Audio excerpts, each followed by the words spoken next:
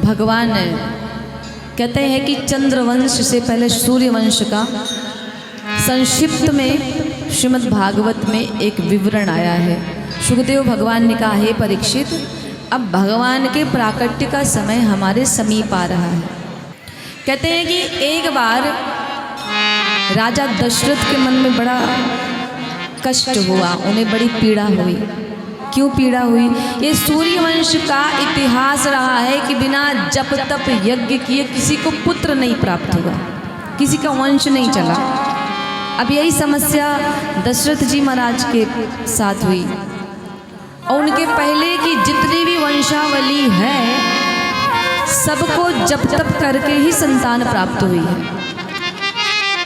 वो चाहे महाराज मानधाता हो या कोई भी हो, सब जप तप से ही प्रकट है। तो बुढ़ापा आ गया, कोई संतान ना हुई।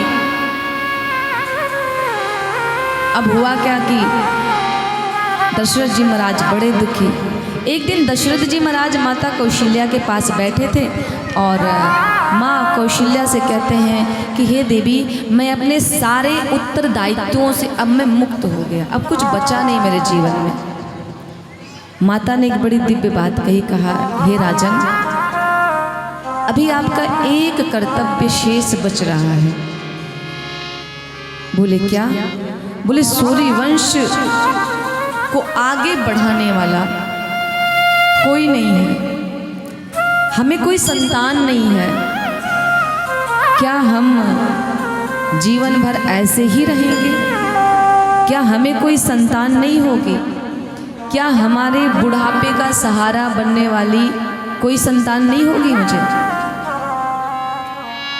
दशरथ जी महाराज को भी आज बड़ा कष्ट हुआ। और जब कष्ट हुआ ना तो वो पहुँचे कहाँ?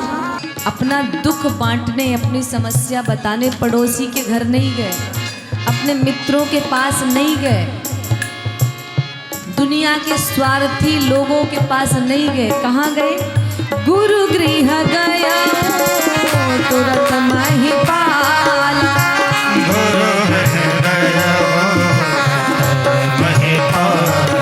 कहाँ पहुँचे?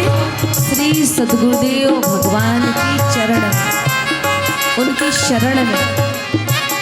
आपके जीवन में भी जब कोई ऐसा कष्ट आता है तो हम कहाँ जाते हैं?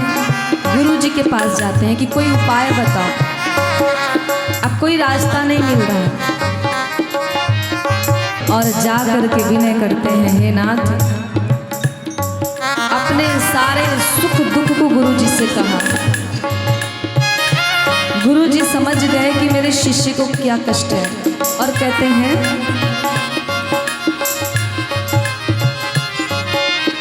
धरहु धीर होई है सुत चारी, धरहु धीर होई है सुत चारी, धरहु धीर होई है सुत चारी, धरहु धीर होई है सुत चारी। अरे महाराज, आप एक पुत्र के लिए चिंता करते हो।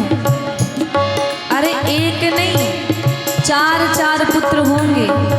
और कैसे होंगे वो मैं उपाय बताता हूँ। गुरु जी ने क्या किया? श्रृंगी ऋषि वशिष्ठ बोलावा, श्रृंगी ऋषि वशिष्ठ बोलावा, श्रृंगी ऋषि वशिष्ठ बोलावा, श्रृंगी ऋषि वशिष्ठ बोलावा, पुत्र काम शुभ यज्ञ करावा, पुत्र काम शुभ यज्ञ करावा। श्रृंगी ऋषि को निमंत्रण दिया गया। आए और आ करके संतान प्राप्ति के लिए, पुत्र प्राप्ति के लिए यज्ञ प्रारंभ करते हैं। यज्ञ प्रारंभ हुआ और उस यज्ञ से अंततः मेरे अग्नि देवता उत्पन्न भय हाथ में खीर का प्रसाद लेकर के और कहा कि हे महाराज, ले जाओ, तीनों रानियों में बराबर बराबर मात्रा में वितरित करना। रूपवान, गुणवान मंत्रों की प्राप्ति होगी। ले आए, आज ले करके आए और ला करके दिया। रानियों ने उस प्रसाद को पाया और कहते हैं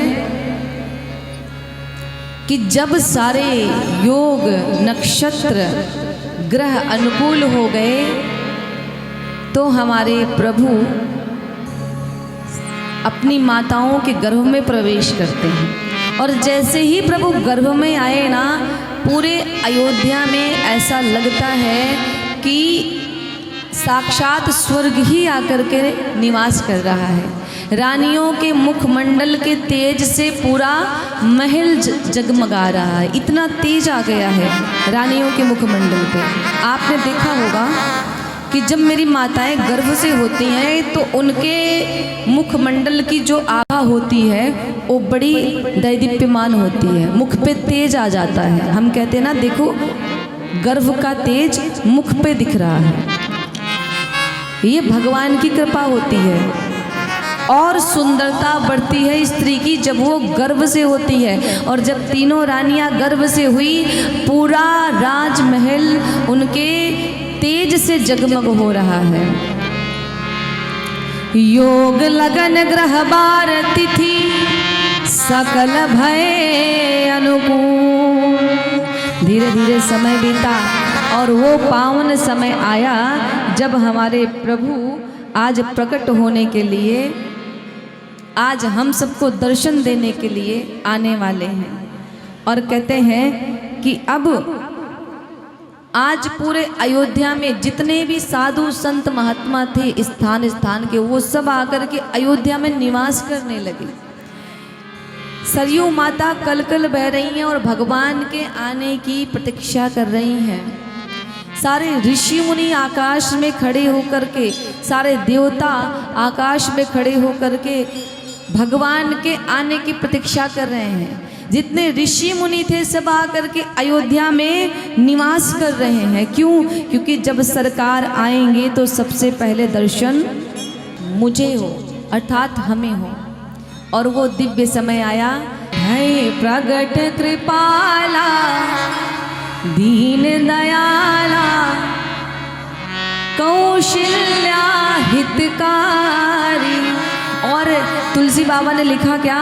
यह चरित जगावही हरिपद पावही तेना परहि भवकूपा। भगवान के जन्म की कथा जो सुनता है और जो सुनाता है, दोनों ही इस भव सागर के बंधन से मुक्त हो जाते हैं।